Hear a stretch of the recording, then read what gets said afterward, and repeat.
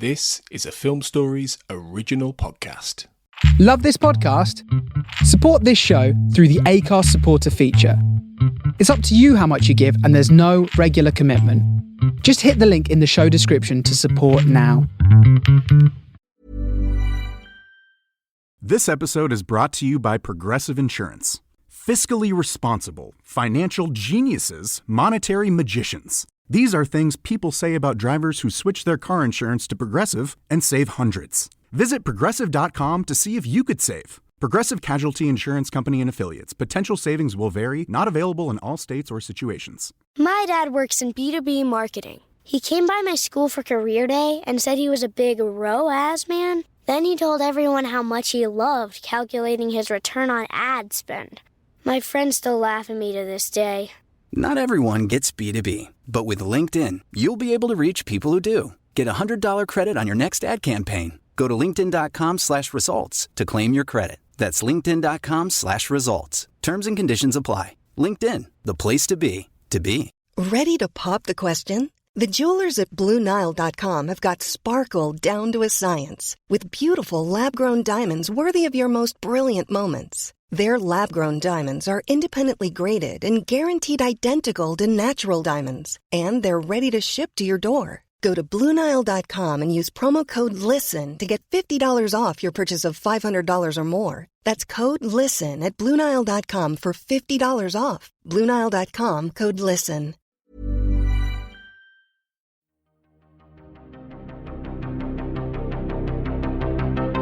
This is Writers on Film, the only podcast dedicated to books on cinema.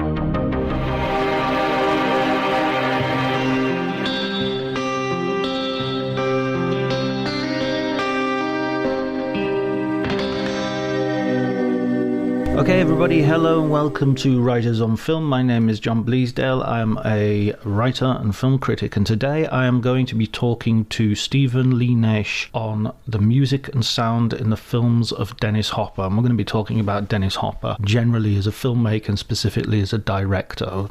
Obviously talk about his presence, his screen presence and his acting as well. Before I go on with today's episode, I'd like to just spend a moment to note the passing of David Bordwell.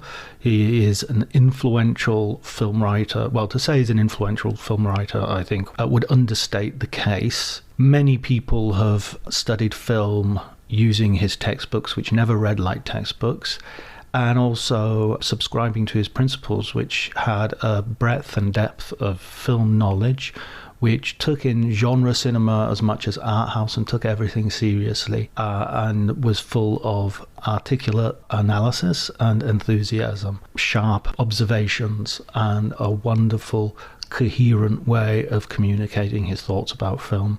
He was going to be a guest on Writers on Film. He was one of the people who I wanted to have on my wish list, and we were going to do it. Perplexing Plots, his new book, was what we were going to talk about, but unfortunately his state of health at that point made it impossible for us to record the episode, and it's a small loss compared to the huge loss of his passing. So I just wanted to take a moment to talk about that at the top of the episode today. If you enjoy the conversation that I have with Stephen, please remember to like. You can subscribe to the podcast, and if you wish, you can also leave a review, which does an enormous amount of good. And before you do any of that, please enjoy the conversation.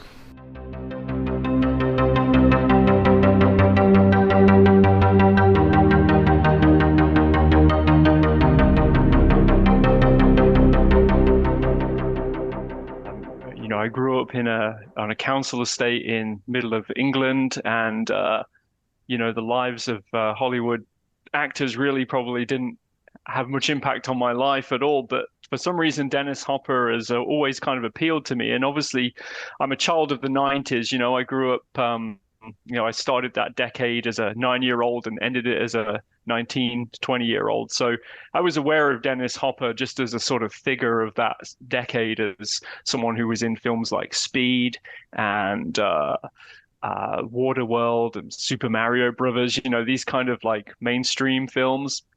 he had a cool name, so it obviously kind of jumps out at you a little bit. But as I got older and became, reading film material, or um, yeah, just kind of like male lifestyle magazines and things like that. You realize he would crop up in these magazine and newspaper articles as someone who kind of like survived the 1960s, and at that point as well, there was kind of a revisionist um, uh, kind of thing in the UK media anyway about sort of the 1960s, because we had bands like Oasis and who were referencing things from like the Beatles and 60s movies and things like that. So there was this kind of revisionist thing going on anyway.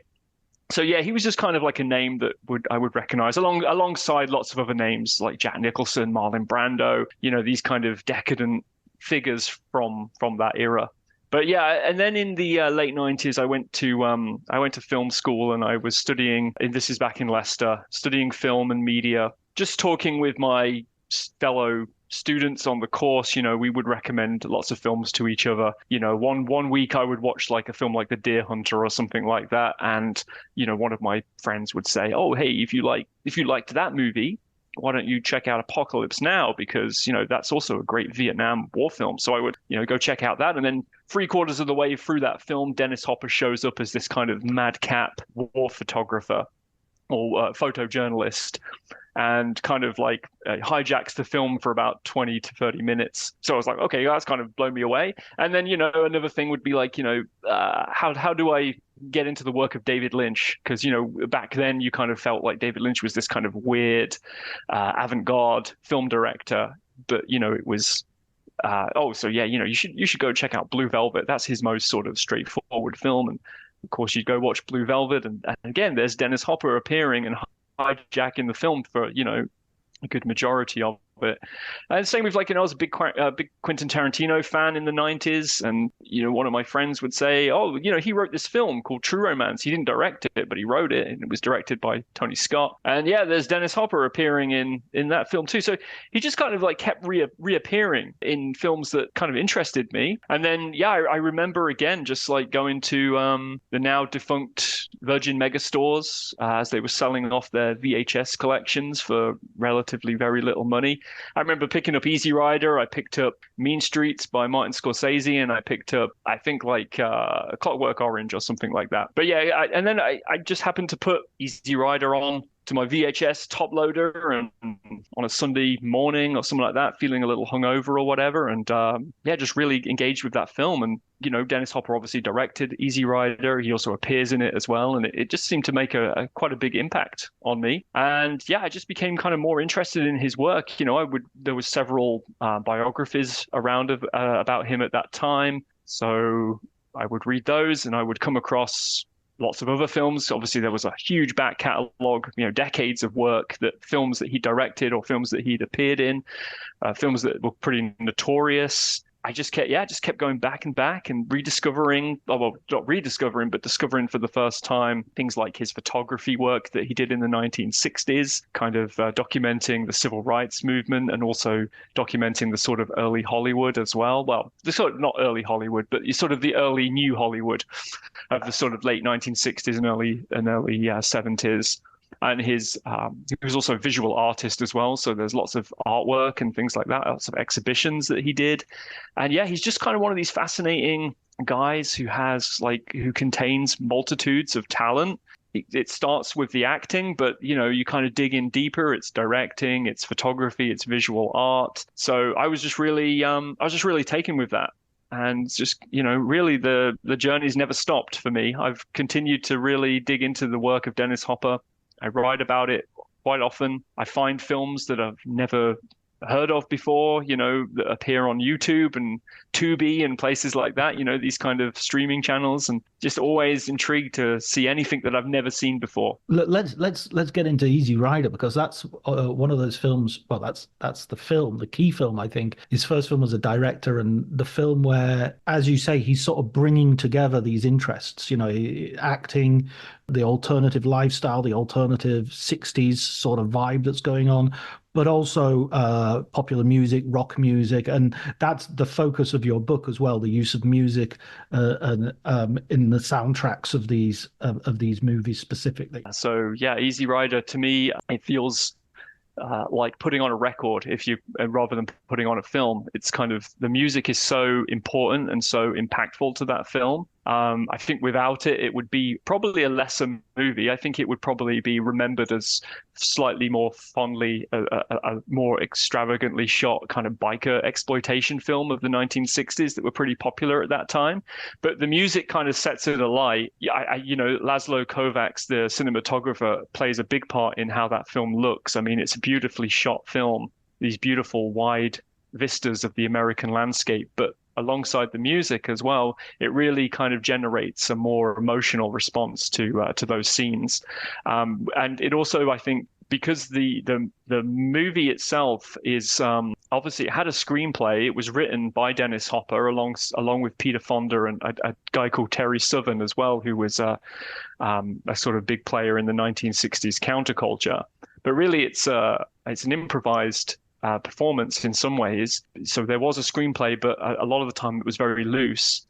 There's not a lot of political background in that film. I don't think they don't really mention things like the civil rights movement or the Vietnam War that was ongoing, the dying like months of the Democratic administration at that time, that it was going to switch to Nixon, and but I think the music actually does the political legwork in that film and sort of attaches it to the times, basically, for good or bad. There's also a sense that in the 60s, when if anybody gets shot, then or if there's any violence whatsoever, then it's automatically going to be that's Vietnam coming out, or that's the Kennedy assassination coming out.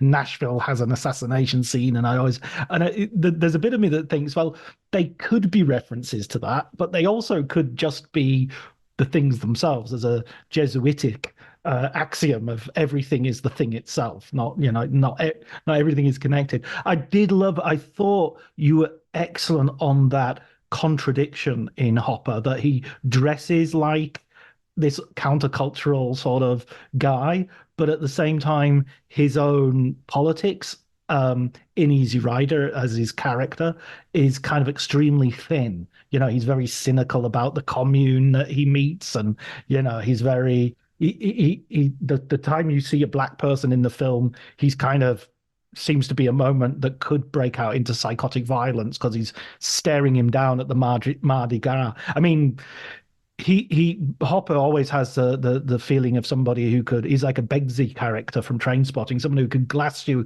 at a loving. His screen presence is often menacing and very uneasy. He has this kind of twitchy, wide-eyed expression which he pulls out quite a lot, and he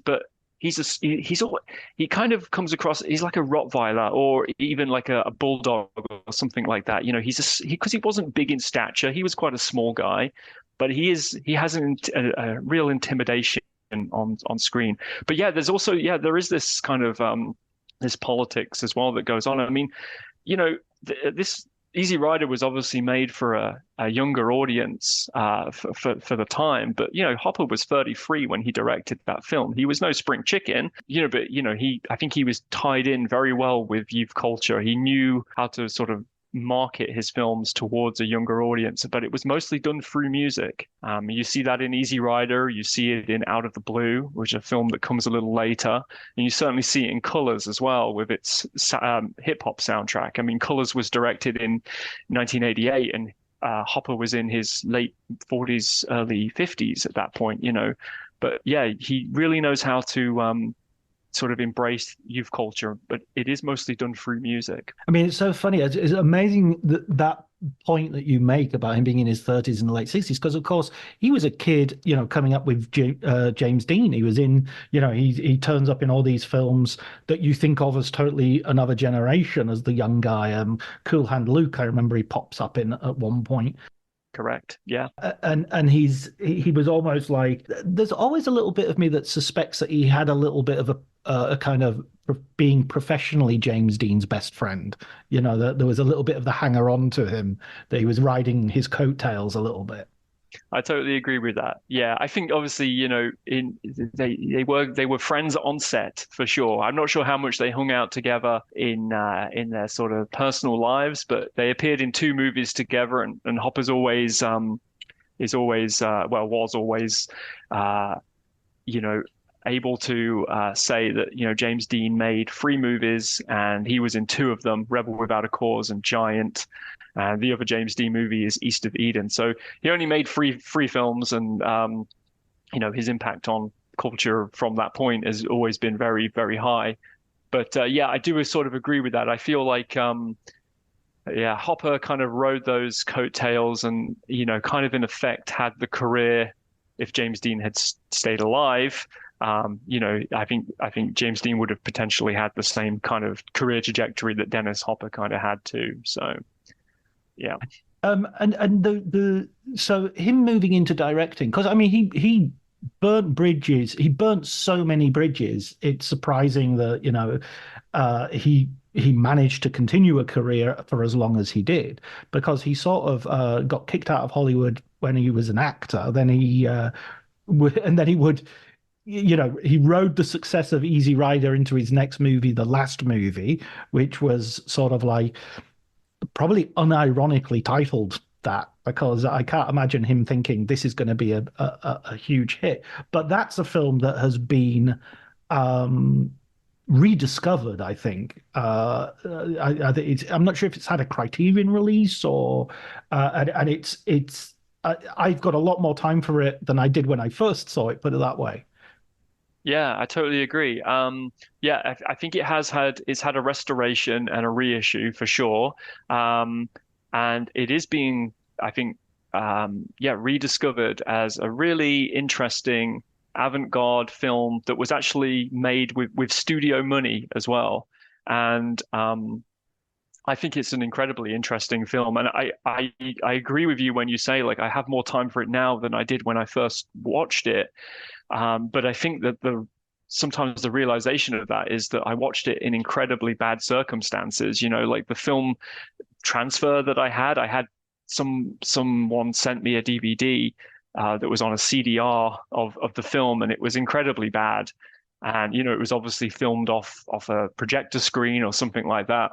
Seeing it in better condition in the last few years, having that restoration and having a bit more context as well with the film, a lot more sort of writing about the film has occurred. And I think it's a really great and interesting film.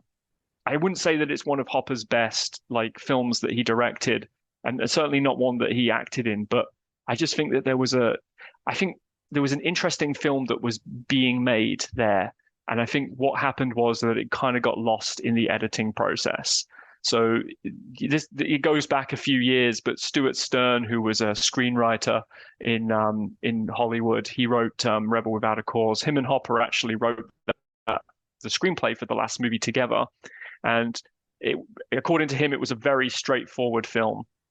And when they went to Peru to make this film in the it would have been 1970, they were, the drugs and the hedonism kind of interrupted on the actual making of that film. But then also going back into the editing a year later, Hopper was just, wild. He was really strung out, burned out, I think. And yeah, he made a film which I think is trying in some respects to be antagonistic and provocative. And it certainly was at the time. The audiences at that moment were not wanting to watch a film that was non-linear, that was with very harsh editing cuts, a very overwhelming use of sound.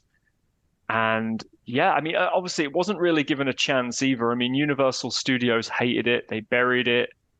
And, Hopper went through most of his life trying to resurrect this film. He would show it at, college campuses and places like that to try and get some, appreciation for it. And I think it's finally got it. Like, I think that, after his death and with the kind of reassessment of Dennis Hopper in the last couple of the last decade really after his death as a visual artist and as a photographer.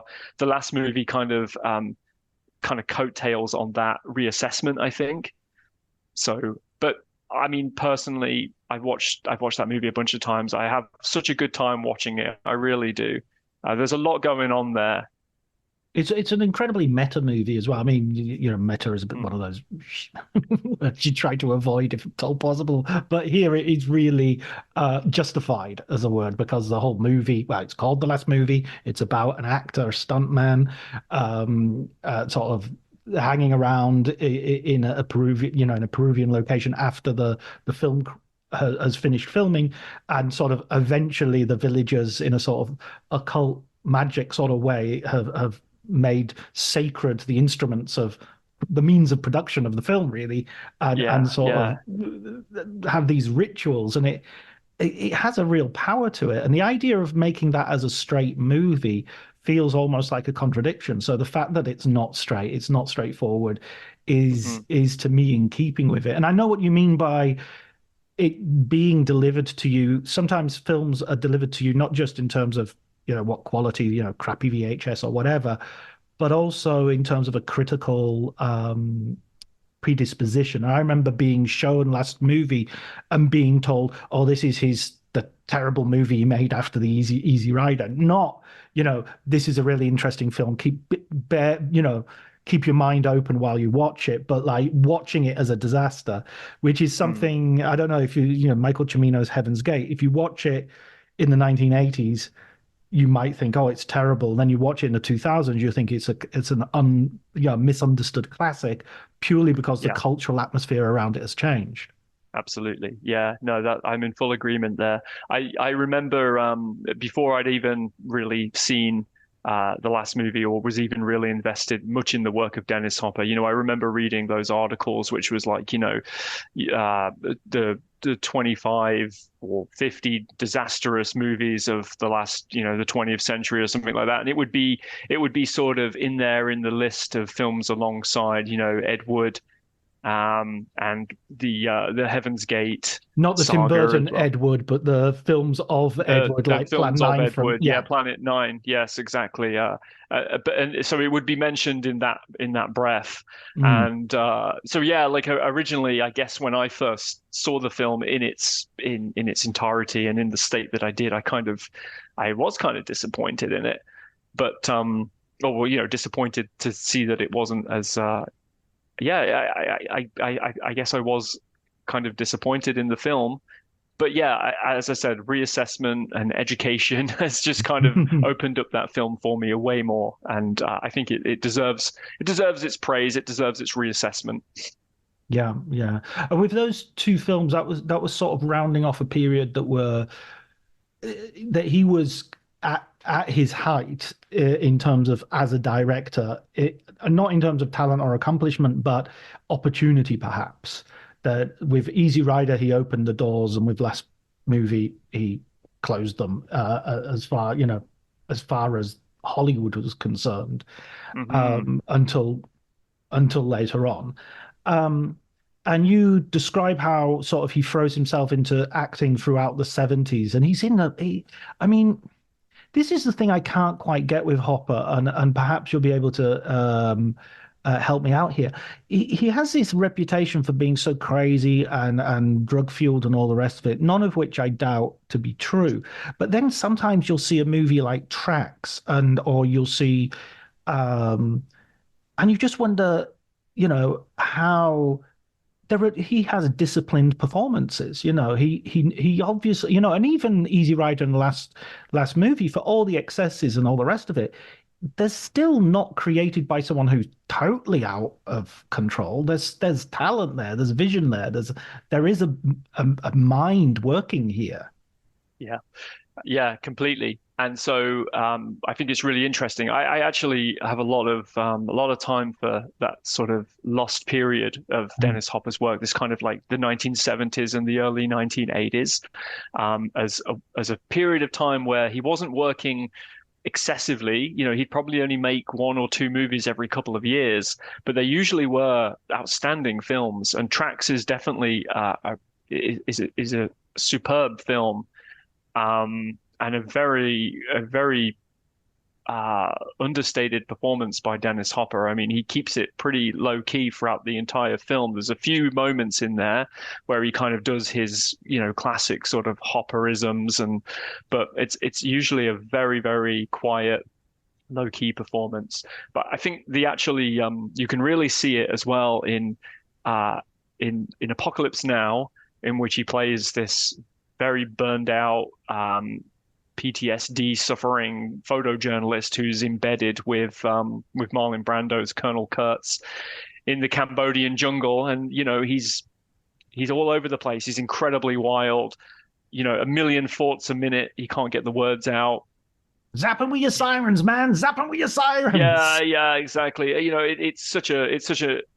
It's a real jarring performance, because that film has maintained a kind of slow and steady pace with just a few little dots of sort of eccentric performances, Robert Duvall's kind of character showing up and things like that. But that performance is so jarring because it's so it's so unexpected and out of the ordinary for that film. But then he finishes Apocalypse Now. He's got the long hair, he's kind of straggly and looking really worn out. And then he flies to Hamburg to appear in Wim Wenders' film, The American Friend, in which he plays the character Tom Ripley from the Ripley novels. And he's this suave, American, suited, clean-shaven, neat haircut. And again, a very restrained performance. And there's like a week in between him appearing in Apocalypse Now and appearing in that film. And it's like there could be years there. He puts in a really subtle, a really good performance in both films, but they're very different, but they're really back to back. But it gets a little bit more wild as kind of like time goes on. When we get into the 1980s, he wasn't working much in American films at all. He was really going to Europe to act. And one of the sort of breaking points is a film called White Star, which was directed by a German director called Roland Glick. And in that, he is off the rails, I would say, and very much the persona of Dennis Hopper that we kind of see in our popular culture as a wild man, and that transfers and bleeds into the film itself. And if you haven't seen that film, I really recommend it as a film that really shows an actor really in free fall at that point, and in a very dangerous place, I would say. And it's good that he managed to, the year after White Star, to get clean from drugs and booze, and come back in the mid to late 1980s with Blue Velvet, River's Edge, Hoosiers, and become a more respectable actor within Hollywood and independent films as well. So yeah, it's all there for sure. It's all there for the taking. Also, I mean, in terms of that persona of the you include in the book on the chapter on the last movie. You also talk about the documentary that is made concurrently with that, and which he kind of ends up sort of directing, or certainly the force of his personality to some degree seems to be shaping and pointing that film in a certain direction. That's a really fascinating document as well. It is, yeah, and it kind of really shows, I guess, where the last movie went wrong as well, because it takes place. It's called The American Dreamer, and it's just a documentary crew following him around during the post-production process of the last movie. It's he's held up in Taos, New Mexico, which is where he was living at the time, in this kind of compound.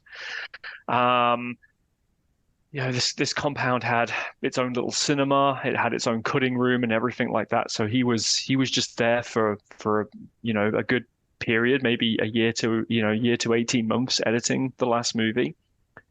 But yeah, it really shows where the distractions were happening. At one point, a bus of Playboy bunnies show up to appear, to kind of take part in this, group sex.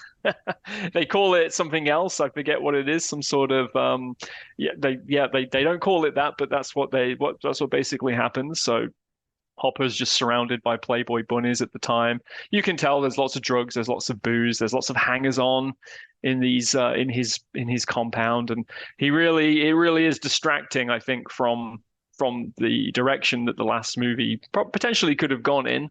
There's a scene where he's watching rough edits of the film, and it's really not coming together at all.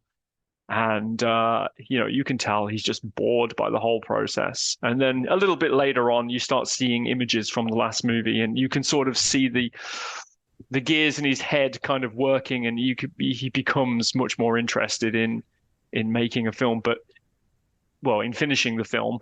But you can also tell that there's definitely an antagonism that he has with the studio and his and his place within popular culture, I guess, as well. I kind of feel like he's already feeling like he's being left behind, and this process is taking far too long. And he has this definite vision that he wants to put out there, and he had final cut on the last movie, so they couldn't really do anything about that. But there's really, there's no. The sort of film is just not materializing until it does, I suppose, and it materializes in the way that we see it today, and it's a very non-linear kind of avant-garde neo-realism kind of film. So it's very interesting. But the documentary, The American Friend, really does show that there was a lot of distraction happening at that point. And yes, you're right, he does end up being the kind of directing force of it. He doesn't have the directing credit or anything like that. But there's scenes within that movie where he sort of says, "You guys should go here, film me here, film me walking across this bit. Hey, let's go down to the suburbs. Let's go to where the squares are, and I'll take off all my clothes and I'll walk down the street naked," and things like that. These things that he wanted in the film. He wanted to show the sort of shocking nature of his persona, I guess. So he takes over that film for sure. I mean, it's that I don't know. There's also that. I mean, this is one question that I always struggle with a little bit with Dennis Hopper, or more than a little, I should say, and that is that element of misogyny in his character, the way he treats women, the way he's treated women in his private life, the way that actually bleeds into the movies as well, where you see women being, maltreated. Easy Rider, they go to a brothel and pick up two prostitutes, and they're not being, there's just no women in that movie who are being related to as particularly fully rounded human beings. And similarly in the last movie, is it Karen Black who gets a real, he's really maltreating in that film. There's one of the female characters anyway does get a right. I'm not sure he's hitting. I think the prominent female character in that is actually, I can't remember her name, which is awful, but she is also a sex worker. Right. Exactly. Karen Black, I don't believe, is in there, but I think she is also a sex worker who he develops a relationship with, and yes, he treats her horribly in that film as well. Yeah. Yeah, and I mean, if it wasn't, it's. Is it Stella Garcia? Plays Maria? Correct. Yep, that's the. Hey, I'm Ryan Reynolds. Recently, I asked Mint Mobile's legal team if big wireless companies are allowed to raise prices due to inflation. They said yes. And then when I asked if raising prices technically violates those onerous 2-year contracts, they said, "What the f*** are you talking about, you insane Hollywood ass?" So to recap, we're cutting the price of Mint Unlimited from $30 a month to just $15 a month. Give it a try at mintmobile.com/switch. $45 upfront payment equivalent to $15 per month. New customers on first 3-month plan only. Taxes and fees extra. Speed slower above 40 gigabytes. See details. My dad works in B2B marketing. He came by my school for career day and said he was a big ROAS man. Then he told everyone how much he loved calculating his return on ad spend. My friends still laugh at me to this day. Not everyone gets B2B, but with LinkedIn, you'll be able to reach people who do. Get a $100 credit on your next ad campaign. Go to linkedin.com/results to claim your credit. That's linkedin.com/results. Terms and conditions apply. LinkedIn, the place to be, to be. That's the female actress, yes. Yeah. I don't know. It's just, I mean, this is a common thing with the 60s where you go, oh, liberation and free love and free ideas and all this thing, and it seems to almost be a doubling down on now we can really treat women badly. And even with the new Hollywood, there's this sense of we can, we're no longer restricted by censorship, we can film things, and so how many rape scenes can we do in per movie? So I don't know. It's just that I guess these days we're always talking about separating the art from the artist, and he is someone who is not always crossing that line, but frequently blurring the line in between those two things. Yeah, I have no argument at all for that. He treated women in his movies potentially the way that he treated them in real life. He had 5 wives. None of those marriages ended particularly well, including his last one, and on his deathbed. And when you look at his directorial films, for sure, like, women are pretty much absent. And I talk about this from the soundtrack perspective as well. And certainly in Easy Rider, there's a few female voices that you can kind of hear drifting in and out of some of the songs. They're backing vocalists. They have writing credits on 1 or 2 tracks, but mostly it's an all-male soundtrack. You continue on into any of his soundtracks. Out of the Blue, it's Neil Young. It's predominantly a Neil Young soundtrack. There's a punk band called the Pointed Sticks. They're all men. And predominantly in the film colors as well. The hip hop artists are male MCs, but there is Salt and Pepper and Roxanne Shante do appear on those soundtracks, so I will give him credit there. But then, the last film that I talk about in the book is a film called The Hotspot, which actually does have 2 female leads, but the soundtrack is all male. It's Miles Davis and John Lee Hooker plus male session musicians that create that soundtrack. And the only real film that where a female protagonist is present is Out of the Blue. And I will give him some credit. He creates in that film a pretty solid feminist icon in the role of CB, who's played by Linda Manz. She's tough as nails.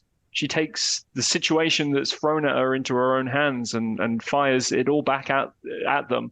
And for one thing, she is a very strong female character. But again, soundtracked by males. All the circumstances that lead to her demise is by male abuse. Yeah, so it's a shocking sort of state of affairs. But it is very, very reminiscent of the times that he came up in, just a very, very male-dominated culture.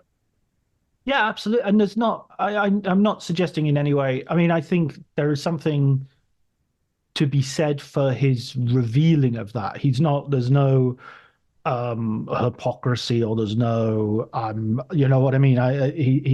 He especially in Out of the Blue, where he plays the abusive father who is horrific. I mean, absolutely horrific character, and starts off as kind of CB's hero, and then you gradually understand that this guy's a complete loser and doesn't have her best interests at heart. In fact, far the opposite.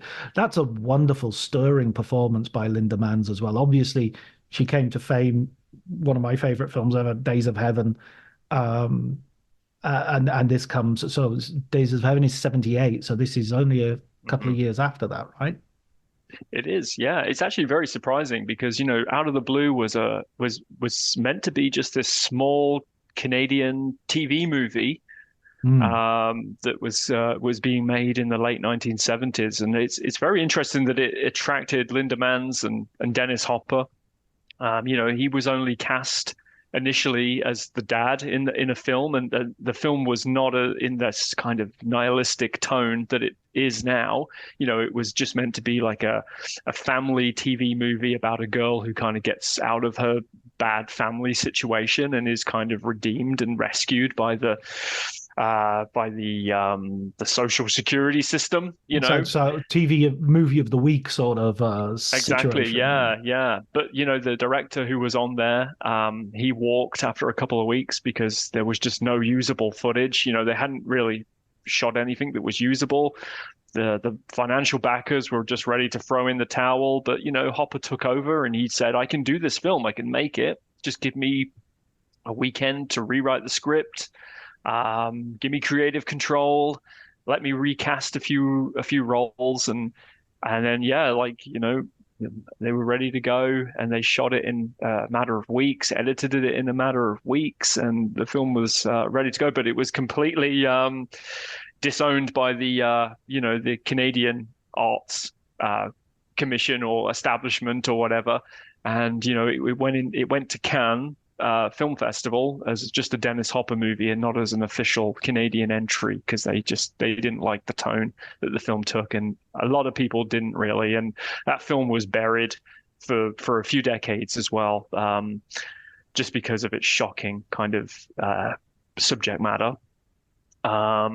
I remember, I read that it was banned in the UK until 1986, I think. So 6 years after it was made, it wasn't even shown in the UK.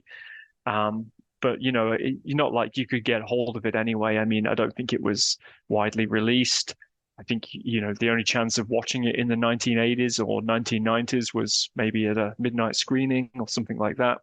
The first version of that film that I ever watched was actually very similar to the way that I watched the last movie, which was a DVD that I got from a European seller on eBay or something like that, and it was basically just the projection screen and the video camera filming it, and it was a very grimy, film that, or at least a very sort of gritty, grimy, really bad sound version of the film. And I was very disappointed again. But then again, this film has faced a kind of restoration and reassessment within popular culture in the last sort of 10 years. And again, it's become a very important film actually, and it's shown in festivals around the world, and the DVD and Blu-ray restoration is very beautiful with lots of really great extras that dive into the context of the film, and so it's certainly had a reassessment, that movie. Yeah, I think if anybody listening to this hasn't had an opportunity to see it, it comes highly recommended. I think it's much more accessible in terms of watchable than the last movie. Although I would also, I'd recommend you see all of these films. But Out of the Blue really is a stunning performance. Performances actually, because the mother, his best friend, who I think is the screenwriter of Cool Hand Luke, isn't he? It's Don Gordon. Yeah. Didn't he write the novel that's Cool Hand Luke was based on? Don Gordon. That would be so cool if he did. Honestly, I really like Don Gordon as an actor, so it would be really impressive if he did do that. I might be totally wrong. Yeah, and Don Gordon also appears it was Don Pierce. Sorry, it's me getting That's a shame. That's a shame. That would have been very cool. But yeah, Don Gordon appeared with Dennis Hopper also in Out of the Blue. In Out of the Blue, but also in the last movie as one of his deadbeat friends as well. So it's quite interesting. There's these cool little partnerships that Dennis Hopper had throughout his career. Don Gordon being one of them, and Dean Stockwell, Peter Fonda, obviously as well. He had these cool little companionships across his film career. It's quite nice. Dean Stockwell was in Tracks as well as Blue Velvet with Tracks him. And Blue Velvet. They were also in Human Highway together as well, which is Neil Young's directorial film, which is bizarre movie, but they're in that together as well. So yeah. That's these connections are wonderful. I love that. And Don Gordon was also in Bullet as yes, that's right. I think him and Steve McQueen were actually very good friends. Yeah. Right. Yeah, very interesting. What a web we weave. Really, this is the great thing about Dennis Hopper, that you talk about this whole thing about the Kevin Bacon connections, Kevin Bacon, the actor, having almost, just one person away from from in some sort of relationship there. It's the same with Dennis Hopper as well. I mean, he was just around for long enough, I suppose, that you almost you can't sort of not have that. But yeah, like any figure in popular culture, especially in American popular culture of the late 20th century, and somewhere along the line they've come across Dennis Hopper as somewhere down the line. Yeah, and it's funny because, as you say, there are sort of moments in his career where he's not necessarily making 2 or 3 films a year. He's making 1 or 2 films every 2 or 3 years. So moving on to colors, you're concentrating on soundtracks, and so colors is Out of the Blue is very distinct because you've got Neil Young, you've got punk. You've also got that feeling that he's going away from Easy Rider and all the music that's on the soundtrack there to something which is almost antithetical. And then you've still got Neil Young on top of it. So there's a remnant of the 60s there. Then you come on to colors and you've got something else which is sort of antithetical, which is sort of saying, look, well, what about black music, guys? What about this music that isn't, which you haven't really paid any attention to?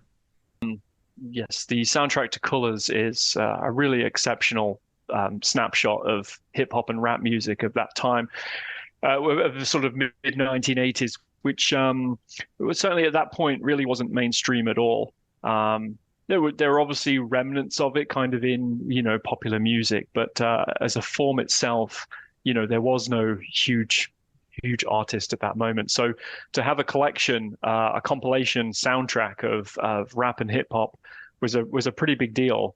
And the record that was released by Warner Brothers, became one of like a really great best-selling compilation and really introduced a lot of people to hip hop music. But what's really interesting, I think, is that firstly, Dennis Hopper was in his late 40s, early 50s when he made this film, and really in no way connected to hip hop or rap culture or black culture in any sense. But when he made Colors, the film is from the perspective of 2 white cops played by Sean Penn and Robert Duvall. And during his sort of research, and also during his research for that film, but also just being where he lived at the time, at this point he was living in Venice, and in Los Angeles, and he would be at his residence, and he would hear the sounds of hip hop music being played kind of by passing cars, or kids on the street walking past with boom boxes, and like this stuff was not represented in the popular culture at all, of the mainstream popular culture. This was just stuff that was happening on the streets at this point.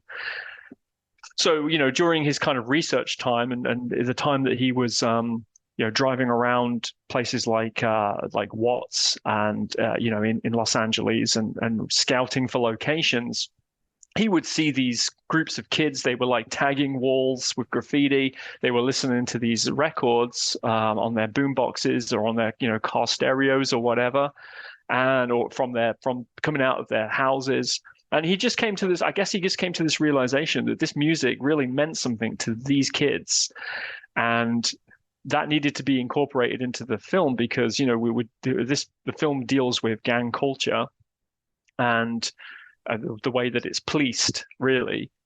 And so the way that you hear the music in the film isn't loud on the soundtrack. It's in any sense. There's one song which you kind of hear by the rapper Ice-T. It's the theme song. It's called Colors, and it's the one song that you kind of just hear on top of the film. It's very loud. It's very abrupt.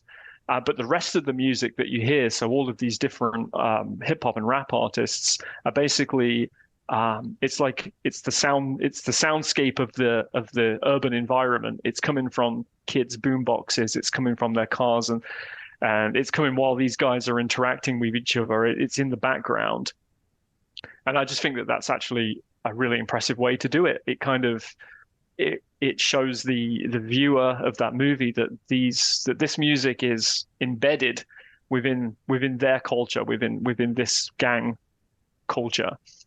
So yeah, I think it's a very neat way of doing it. I mean, it was probably maybe I don't know if it was intentional, but I actually think that it works better that way than having those tracks like Easy Rider just placed over the top while you're watching stuff. You're actually more immersed into it. And I think it works way better.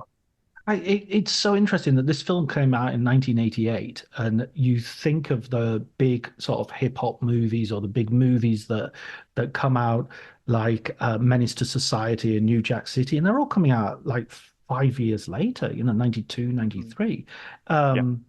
It's really ahead of its time for that use of music and that sort of putting this culture out there in I'm sorry, I've got an Italian word in the foreground rather than just as an afterthought.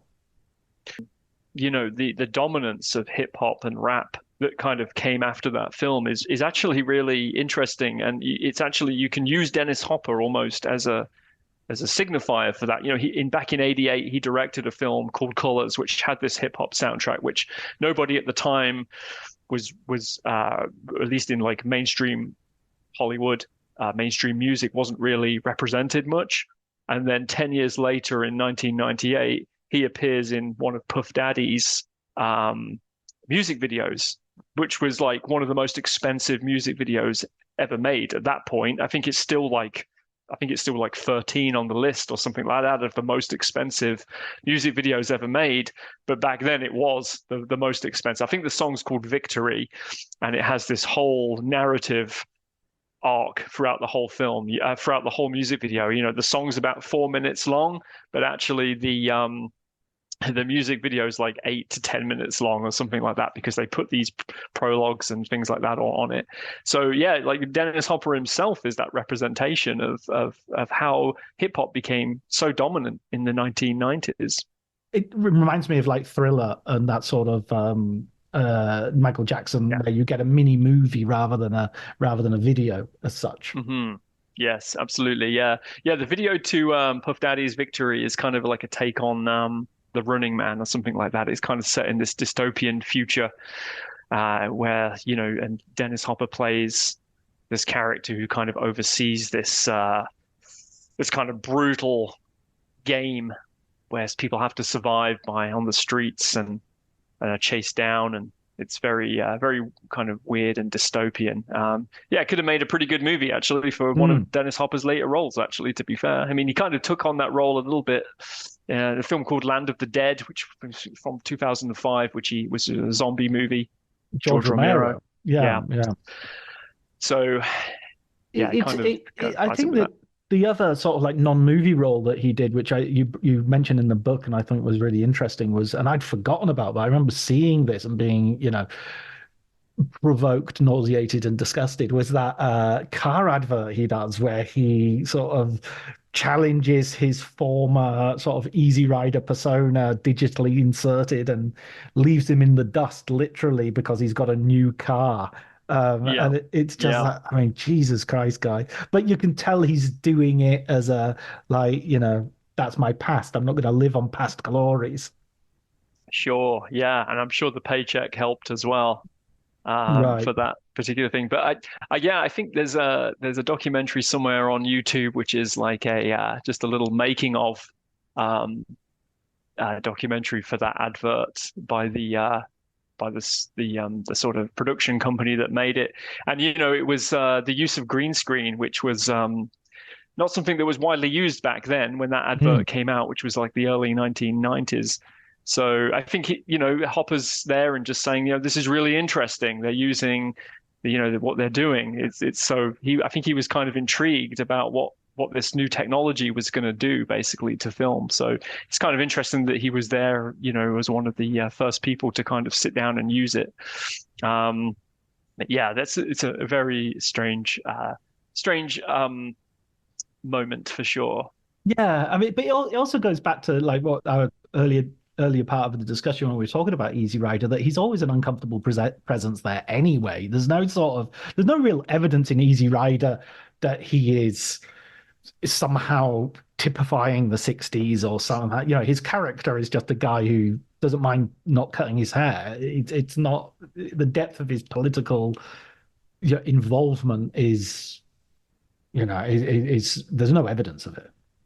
Absolutely. No, there isn't. There isn't at all. And when you sort of look back at Easy Rider in a sort of from our cultural distance, you kind of know that maybe it's not as radical as it first appeared. It's very much a movie about two people dropping out of society and doing something for themselves and not the collective good of that era that was, promoted during that time. And the rejection as well of things like the hippie commune that they travel through and visit for a while. They reject that collectivism. And yeah, basically it does point towards the 1970s and the 1980s of, we're going to get rich. We're going to focus on the individual, and we're going to reject society. No such thing as. And just be for ourselves and look after ourselves. And that could just be a reaction to the sort of 1960s, the radical progressive elements that didn't quite cut through enough in civil rights movements and the women's rights as well, and LGBT. So yeah, it's an interesting perspective, I think, to take. Yeah. Am I correct in? I always had the feeling with Colors and with the Hotspot that with these two later films, he was making films which were to some degree more conventional, and I don't know anything about the making of these films, which to some degree makes me wonder if they were much easier productions, much more, painting within the lines. So that's the question really. What was it like? Did he sort of behave on this in this way? But by this point he was very professional. Right. We were in the period of time when Hopper had ditched the drugs and the booze. He was very clean. He was also very, very happy and humbled to be back working in Hollywood again. So he was incredibly professional, on set. And obviously there was still egotism and dramas for sure. I don't think he got on too well with his some of his actors. I know him and Sean Penn had a very good friendship, but I think him and Robert Duvall on Colors butted heads a few times. The Hotspot as well. I mean, the actors on that film, failed to show up for the promotional campaign that happened after the film when the film was released. So we had people like Don Johnson just not even showing up for the promotional. And he was the star of that movie, but at the time he was more interested in a film that might make him, I suppose, a bit more famous or something like that. And I know Virginia Madsen as well, who is in the Hotspot. She was in Sideways as well, I think, and Candyman. Correct. Yeah. And I think that at the time she wasn't too impressed with that film or how that film turned out. But I think she carries, she has to carry quite a load in that movie because there's obviously nudity in some of her scenes. She's not a particularly nice character either, so I can sort of imagine that the rejection of that. But I think in retrospect, I read an interview, I'm sure recently, in which she did actually appreciate that film a little bit more as well. And it kind of came out at the time of the neo-noirs, wasn't it? It was sort of always it was the John Dahl made 2 or 3 films around about that time, and there was this interest in crime cinema. Which is sort of which has gone away again, unfortunately, because it's one of my I like a good crime movie. A good I kind of feel like it feels sort of very similar to films like Red Rock West, exactly, and even David Lynch's Wild at Heart. It has that kind of bright, sunny aesthetic, which I think it was just appealing at that time, and also like Natural Born Killers as well. California, it kind of comes at that time, but unfortunately it doesn't move as quickly as those films, and it's a very I don't know. It's a very extravagant film for Dennis Hopper, but it moves at a very leisurely pace. And actually, it's jazz score. It's jazz blues hybrid score that was done by Miles Davis, John Lee Hooker, and a few other prominent session musicians of that time. Kind of matches its very kind of hazy disposition, I guess. So it kind of the soundtrack to that movie actually works pretty well. And I like it. It's a very understated film, I think, and but just not a lot of eccentricity in that film. It is a very straightforward production. Hopper was basically at this point, the hired hand for the studios. Although, he did have some say in how the films developed. They were still studio pictures, really. So he couldn't, the antagonisms of his, and the fire of his previous works, which I think kind of ends with Colors. I think Colors is kind of his last movie that you could sort of say had a political bent. It gets replaced with, rather than a generational wars that kind of exist within his first four films, kind of it gets replaced with a war of the sexes. It becomes much more about men and women's relationships as opposed to generational relationships that kind of were at the heart of the antagonisms of his films. Yeah, and you just reminded me, mentioning The Hired Hand, which of course was Peter Fonda's follow-up to Easy Rider. And if anybody wants to see that, that's a really interesting. It's kind of like a superior Monty Hellman Western, I think. It's got that sort of... Yeah, I watched that recently, and I really enjoyed that. Again, that was a film that seemed to disappear for a long time as well, and has only recently had a kind of reassessment. What I find really interesting is that, Hopper and Fonda were given carte blanche after Easy Rider to make whatever they wanted, really. And they both went and made Westerns.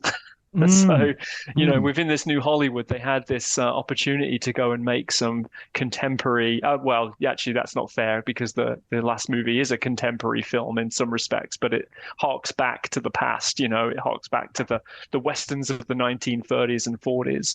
But so that they could have made these very contemporary stories set in a very sort of contemporary urban America of the 1970s, but they didn't. They made Westerns, which is very interesting, I think. Yeah, they were basically children of the studio system. I was exactly what I was going to say. Yeah, they knew nothing of the streets. They only knew. I mean, Hopper knew more about the streets later on because he kind of had his studio there. He had his when he's making Colors, because he's been living in a neighborhood in Los Angeles with. He had a huge art collection and something which was like a bunker that. Yeah, absolutely. Yeah, no, they were both of the bourgeoisie for sure. So pretty funny. Yeah. Brilliant. Listen, I have one last question, Stephen, which I ask all my guests, which is for a film book recommendation. So you can choose any book you like. Wow. Yeah, I'm hitting you with it. Yeah, no, good one. Let me see. Oh gosh. I'm just reading this book called The Road to Nowhere, and I'm just going to look up the author really quickly because it's published by an academic press. And it's actually, I haven't even finished this book. I'm just reading it right now, and it is so intriguing. It's called The Road Trip to Nowhere: Hollywood Encounters the Counterculture. It's by an academic called John Lewis. It's published by the University of California Press. I think it came out in July 2022. And so, I've not even finished this book, but I'm really enjoying it. It's it's right up my alley, basically, in terms of what I like to read about a film. It's it takes in films like Easy Rider, Zabriskie Point. Well, so far anyway, and so far I'm just really, really enjoying it, and I really recommend it. It's so far it's a great read. The Zabriskie Point reminds me that there's an Orson Welles when he was making The Other Side of the Wind. Hopper turned up and they were filming. They were inviting loads of people over to Welles's house, which was very close to where Antonioni filmed Zabriskie point, and that was part of the other side of the wind's idea, was to mimic. He didn't like the what Antonioni was doing, so it was to mimic this European art perspective of America. And there's actually a documentary, and I think it's called something like Hopper/Wells or Wells/Hopper. That's right. Yes. It's it came out or discovered really a few years ago, and it's just a camera pointed at these two, and they're just drinking and talking and eating, and really fascinating. But as a film itself, it's kind of just. It's more like a DVD extra, yes, than sort of this, I think that it's just an intriguing little moment between the two of them, I guess. Yeah, they were quite good friends, and quite similar in retrospect too. Orson Welles kind of lost his career after a few initially brilliant films, and never really recovered. Yeah, they both liked slightly. They both liked the smell of burning bridges, I think. They really did. Yeah, they really did. Yeah. No, fascinating. Yeah, really cool. Brilliant, Stephen. Thanks so much for the book, and thanks so much for joining me for a conversation. I appreciate your time. Thank you so much, John.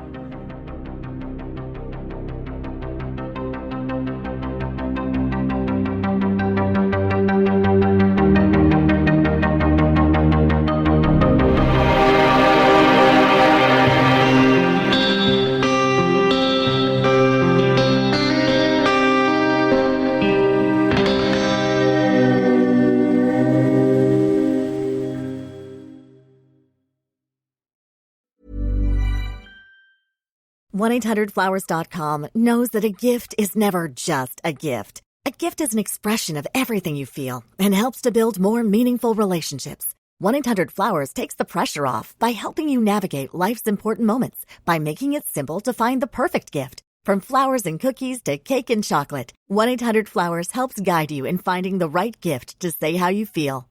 To learn more, visit 1-800-Flowers.com/ACAST. That's 1-800-Flowers.com/ACAST. This episode is brought to you by Progressive Insurance. You chose to hit play on this podcast today. Smart choice. Make another smart choice with Auto Quote Explorer to compare rates from multiple car insurance companies all at once. Try it at progressive.com. Progressive Casualty Insurance Company and Affiliates. Not available in all states or situations. Prices vary based on how you buy. My dad works in B2B marketing. He came by my school for career day and said he was a big ROAS man. Then he told everyone how much he loved calculating his return on ad spend. My friends still laugh at me to this day. Not everyone gets B2B, but with LinkedIn, you'll be able to reach people who do. Get a $100 credit on your next ad campaign. Go to linkedin.com/results to claim your credit. That's linkedin.com/results. Terms and conditions apply. LinkedIn, the place to be, to be.